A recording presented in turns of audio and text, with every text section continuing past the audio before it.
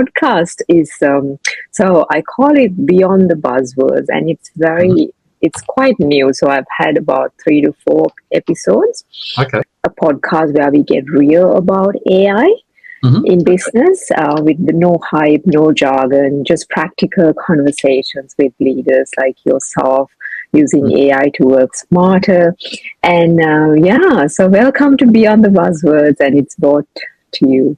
I mean, I'm going to say like brought to everyone because this will be shared, brought to everyone by EasyAI. So I could start with a little bit about myself as an introduction.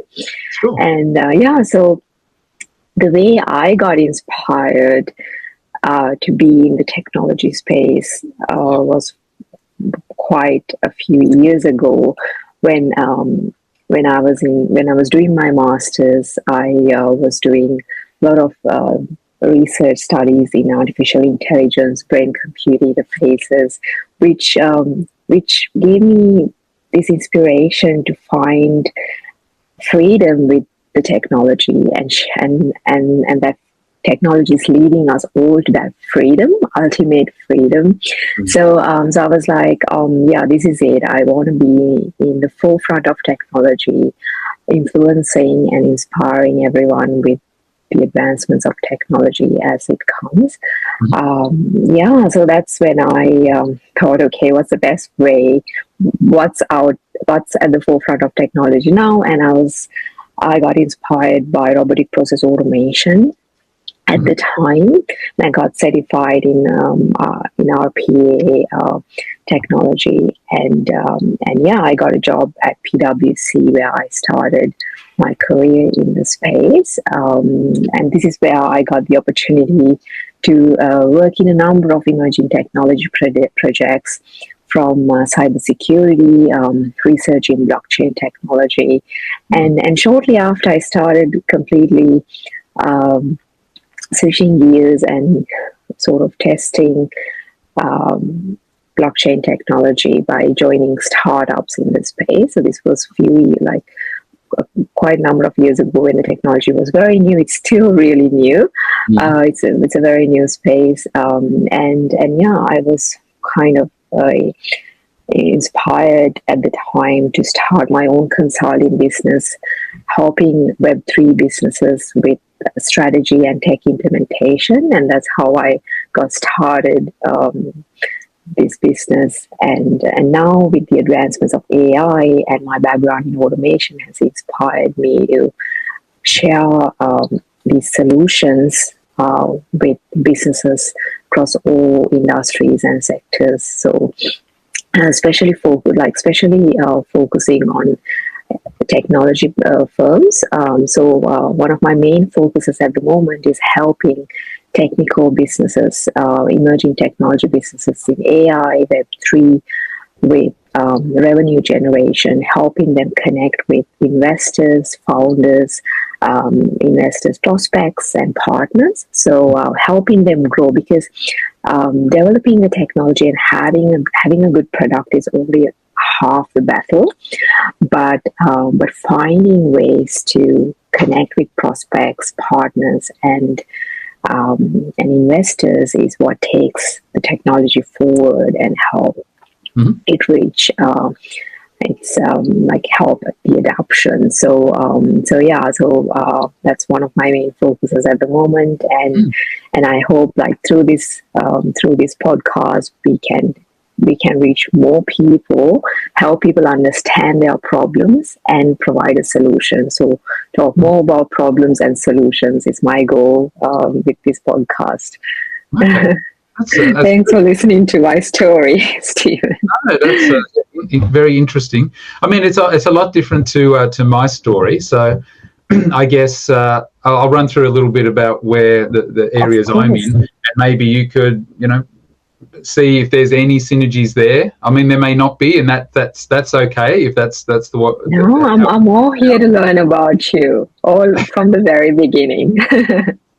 Yeah, well, look, I've worked I've got quite a few hats. So number one, my paid hat, which is currently 3 days a week, is working for Gamma Solutions. So Gamma Solutions provide hardware for inventory management systems. So if you think of warehouse management systems, transport management systems, in manufacturing. So think about warehouse scanners, label printers, and wireless infrastructure in manufacturing facilities and DCs and warehouses. So that's I've been doing that for 17 years. I've been involved with the SCLAA, so that's the Supply Chain and Logistics Association of Australia, for all those years. In fact, the first day I went to Gamma, they gave me my membership card and said, "You're a member of SCLAA." I'd never heard of it before then. And then in 2019, I went on to the leadership team as president of the VicTas division for SCLAA. And I found it an amazing community that really have each other's backs and are very caring, supportive, and want to educate their members and the industry. And I really thrived in there. Shortly after that, the next year, I was on the board, and I'm still a current board member at the national level for the SCLAA, and typically get involved in a lot of events. So we do two things really. It's just educate, or we connect people. So all our events do one of those two things, or both of those two things. So it's a great community, lots of passion there. And for it's about 16 years, I've also been pursuing my passion of public speaking and communication skills. Yeah, I saw that. More recently, I've taken that to a next level where 2 days a week I'm working on that. And so this is facilitating workshops in communications for companies. It's keynote speeches, it's mentoring, anything in the communication space. And it is actually quite wide. Like I might go into a company, it might be all about conflict resolution, or it might be about giving and receiving feedback. Mostly it is about just those foundational communication skills and training their staff, sometimes sales teams or technical teams, sometimes all the staff, in some basic communication skills. And my passion is there because I've seen what a difference that makes. So I've been mentoring people for over 15 years, and just the stories and what I've seen when somebody can communicate how they feel and not afraid to put their hand up and give their opinion. Exactly. Magic things happen. You can express yourself. And it sort of taps into that, making you a dent in the universe, I think. We all have ideas and thoughts, and being able to articulate that and influence people. I've seen people get move in their career, get promotions, start their own business, found a company, step on stage professionally, as a profession, and it's been amazing. So that's what I'm doing it for what it can do for people, and I'm hoping that I can do that and make money as well, so I can grow that business as well and impact more people. Absolutely. It's probably not similar to what you're doing, No, I mean, it's very interesting. I think your skill set, experience, and knowledge is so different, and it can be used in a number of industries, including. So I'm part of the Digital Economic Council of Australia. I'm working with them to automate their operations and help them grow as to help the entire industry. So they are the main regulatory body. They're working with the parliament members and those who are responsible for regulation and policy advocacy, policy direction within the industry for digital assets, blockchain technology. We do also work with AI and other technology providers. So this industry is heavily in need of the right regulations to propel forward. So that's one of the main key responsibilities of the association. But in addition to that, we also help businesses in the industry, especially in Australia, or those who want to expand in the Australian market. build awareness and gain more attention from the industry, and help connect with the industry professionals and grow their businesses in Australia. So yeah, those are two main goals of the association. And of course, like, we do bring in other businesses who can provide a service to the members of the association and businesses in the digital asset space. So even like Oracle NetSuite, who we think could provide a good system and a solution to some of the businesses in the space. So that's how we are looking for that potential partnership. So I think there's a huge opportunity there, not only for Oracle NetSuite, but even for the partners of the NetSuite. So I see a big potential there. So what I have been working with the association is to help them grow and get more awareness across the industry and worldwide, because this is a heavily involved industry, mostly because it's driven by the blockchain technology, crypto, and everyone's heavily involved in the research aspect. So research and connections, and it's like those relationships that we build, like, sort of drives the industry forward. So what I try to do is using all media platforms, as well as using relationship building strategies and automating any operations to make the processes in the business smoother and more efficient, save time, and do it with a very less staff.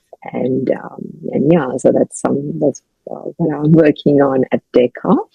At EasyAI, I'm working with several businesses across the industries to help streamline their operations, but one of the main focuses being revenue generation aspects, helping to connect with bringing leads, lead generation, and connecting with people, at least 100 to 500 prospects a week, where we are not only connecting but building relationships with them, showing that we care. So some of the activities that we think we need, like we know that we need to do in order to show that we care about our prospects or our partners, or even an investor that we think might be interested in what we are doing. So, but those activities, if we try to do manually for 100 to 150 or even 500 people a week, is not feasible because we have to focus on really, like,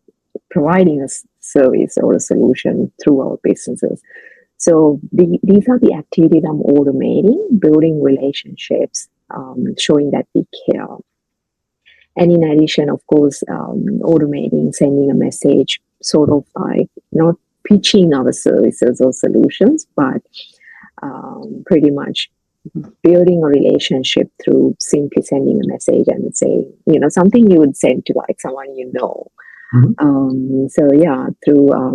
Through effective strategies, building that relationship, and of course content creation, creating content around problems that our audience or our prospects are dealing with on a daily basis is very important, and providing a solution through that content.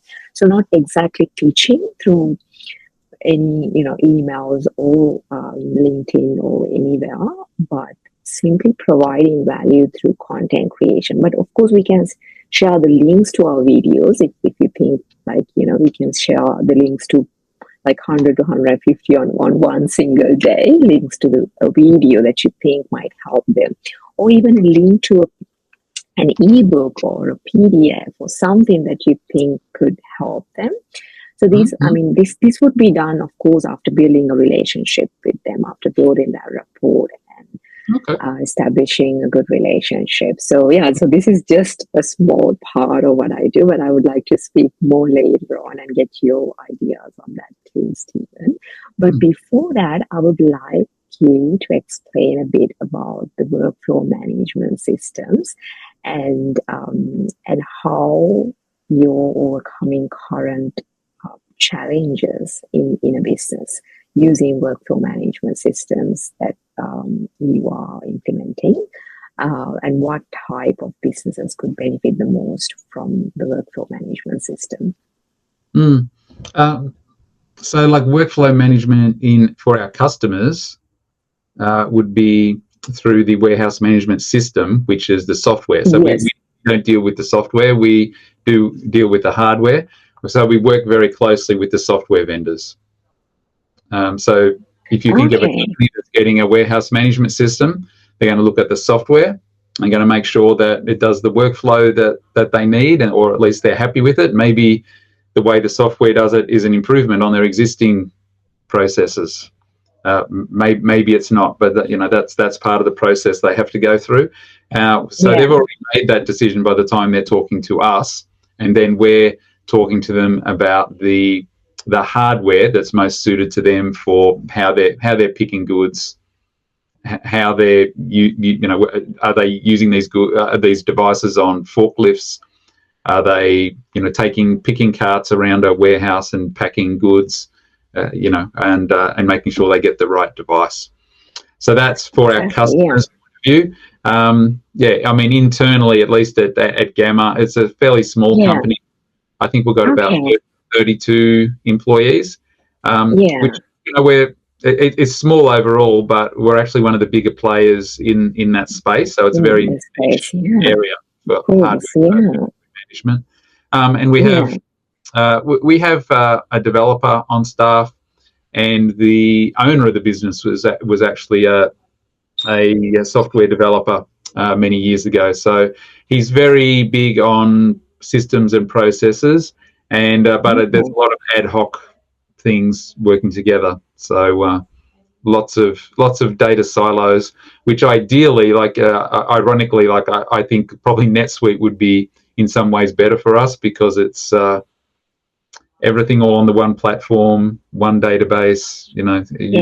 We don't have that at Gamma. So, but there's some advantages to having a completely customized solution as well. So we can make changes at Gamma. At Gamma, yeah. Okay.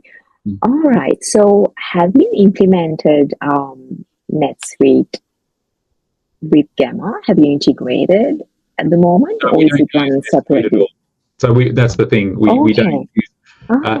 That's just my thought that it could improve. Probably, in my opinion. But I don't think we'll ever do it, because we're so we've invested so much in the current systems. And, exactly. Yeah.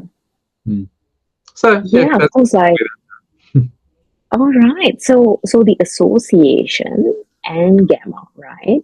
And how does NetSuite come into play at the moment? So for NetSuite, the reason I'm invited to the events is the first event that we went to, where I met you, where I was on the panel. So obviously I was on the panel for that and representing SCLAA. So because I'm in supply chain. So that's supply chain. Okay. And I was at the Sweet Connect event. Did you go to the Sweet Connect event? I did, and I asked the guys at Gamma. I think did they have a booth? We did, but we branded our. All right, so Gamma had a booth there. We were on the RF Smart booth. So RF Smart is a software provider. I did ask them about you. So RF Smart is provided by Gamma. No, they're one of our partners. So they're one of the many warehouse management systems that we work with. And we're quite close to RF Smart because they exclusively use us for all their projects. So every time they sell a project... You mean Gamma? All right, okay. If they sell a project in Australia or New Zealand, we introduce the hardware partner. Which is quite good. It's like so I asked them about you, and I was asking where you are, and they said that you are around. But so you are the president of RF Smart as well? No, we just work with it. So our two companies partner together. They do the software, we do the hardware. Oh, okay, I get it. Because they said that you're the president of something, and I was like, Oh, yeah. okay, So and the association. So I'm. Okay, They got it wrong. I'm actually yeah, director of Supply Chain and Logistics Association of Australia, SCLAA. okay, But I okay, think somewhere along the line, someone put somewhere that I was president, which we don't have a okay, president of SCLAA. So yeah. All right, okay. And at Gamma, what's your role there? I'm in sales at Gamma. Okay, all right, I got it.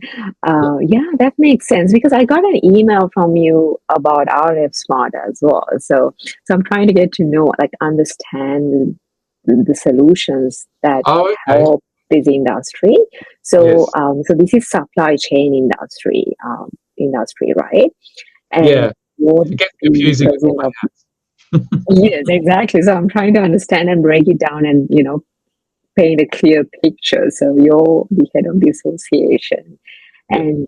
and these solutions are sort of like the main providers for this industry. Hmm. Gamma, RF Smart, and okay. Yeah.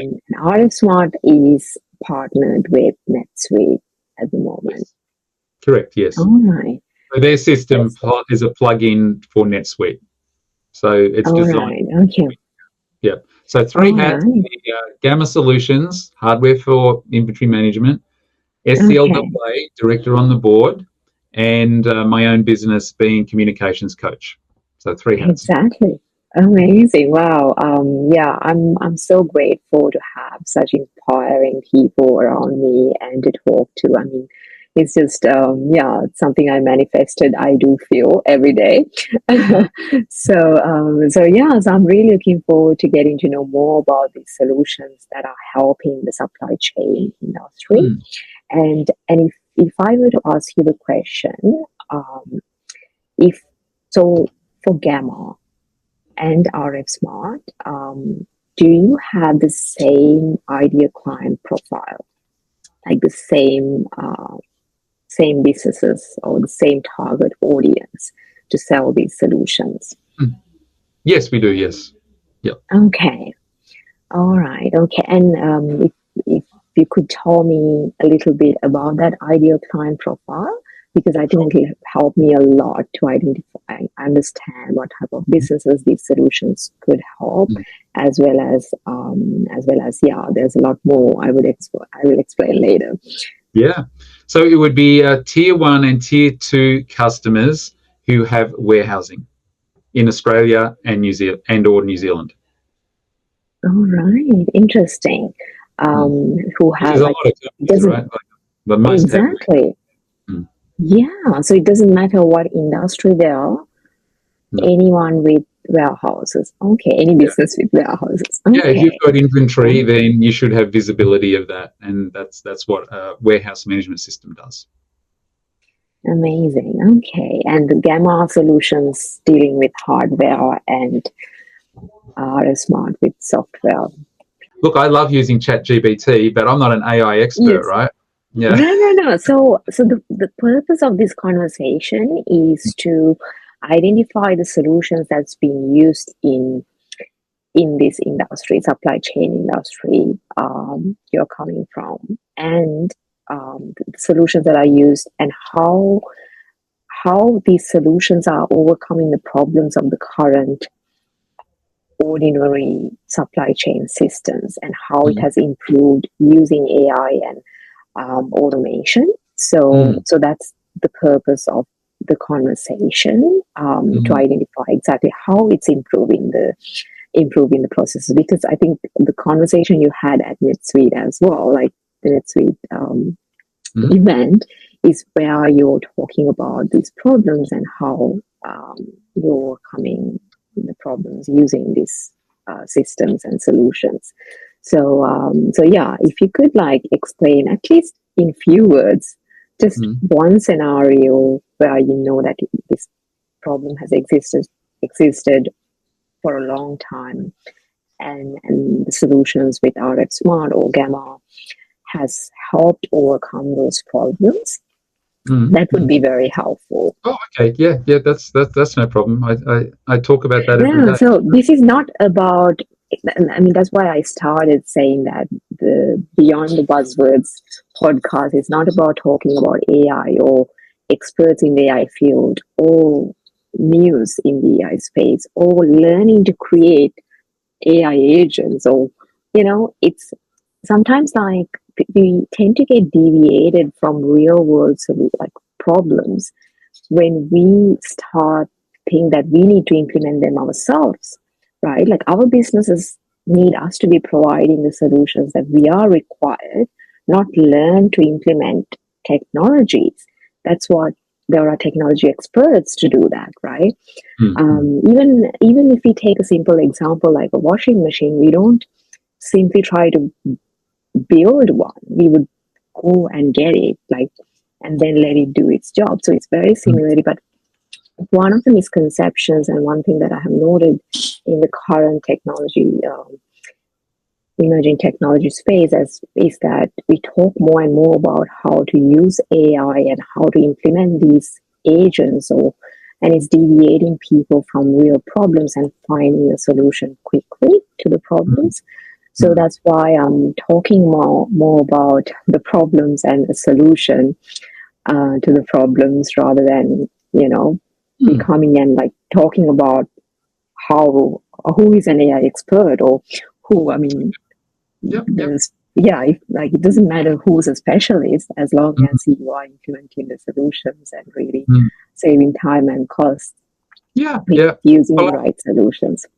I guess if we look at a warehouse management system, it's about real-time visibility. So the alternative is to use pieces of paper where you'd have a picker with a piece of paper with an order on it, and they would go around and go line by line and go to a rack, a bin location, and pack that. So it would say go to bin 23. They go to bin 23 and pack it in the box. Then go to the next item, pack that. A bit like doing a grocery shopping list, right? Yes. So scanners will mean that the system is aware as it happens what is picked, and it also ensures that the right item is picked. So for instance, with a piece of paper, a picker could go up and there could be a 6-pack of light bulbs there and a 12-pack of light bulbs there, and they accidentally picked a 12-pack, but on the piece of paper it says that it's meant to be a 6-pack, right? So that would be an error. It would go out to the customer, and they probably wouldn't find out until they did the stock take and found out that their stock was wrong, right? If they did it the other way and they ordered a 12-pack and they packed a 6-pack, then they probably have to organise a additional delivery out to the customer. So all the expense involved in that. It means that at any one time we know what's coming in and verifying, because we're scanning it as it's coming into the warehouse. We're scanning where it's going, so we have not only know what's in the warehouse but exactly where it is. So when the forklift puts a pallet on a rack, they scan the barcode that's on the pallet and they scan the location that they put it in. So we've locked that in now. The system knows this pallet with all this inventory on it is in this location, so we can't lose stock, which it happens a lot in a big warehouse if you don't have these systems. That's right. So it's all about real-time visibility, picking accuracy, and if you know what you've got and where you've got it, then you can reduce your buffer stock, right? Because the errors are vastly reduced, and therefore you may not need as much buffer stock, which is going to save you money. You don't need as big a warehouse, and all the benefits that come from that. Exactly, saving space as well when it comes to these solutions. So so that's also another important thing to highlight. Not only time and so you're saving space and then saving costs, reducing the amount of space needed. Exactly. That's very helpful, Stephen. That's okay. Sorry, I was just going to say, like, if you don't have high accuracy in your warehouse, then you run into problems where customers will be ordering things that you don't actually have. So it says you have 5 of the 6-pack of light bulbs. A customer orders 5 and then finds out later, after they've paid for it, that actually only 3 were in stock, and they're not happy, right? So that's right. Oh, of course. So when all this is recorded in the right way, and it's aligned across all systems. So there's that benefit, a huge benefit and costs and think AI could help in that scenario in the side. So if I could just have a text prompt and say, tell me who the best picker was today, last week, for the past 3 months, for the past 6 months, for the past year, in a text conversation friendly manner, then that's got to save a lot of time and give people detailed information that they may not have had if it was hard to dig into that area. So I can see there's